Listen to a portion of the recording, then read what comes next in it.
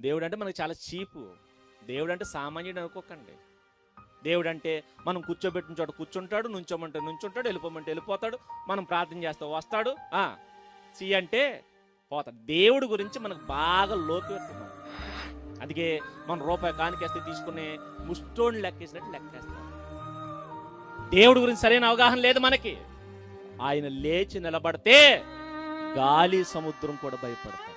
అందుకే సముద్రం మీద ఆయన ప్రయాణం చేస్తున్నప్పుడు అలిసిపోయి అమరం మీద పడుకుంటే ఉవ్వెత్తి నెగిసిందట సముద్రం, ఎగరేసుకుని వచ్చిందట గాలి. వచ్చినప్పుడు ఏం చేశాడు?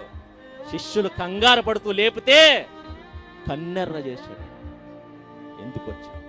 ఆయన గాలిని సముద్రంని ఏం చేశాడట? గర్దించాడట. ఒక్కసారి ఏయ్ అనగానే ఏమైపోయింది?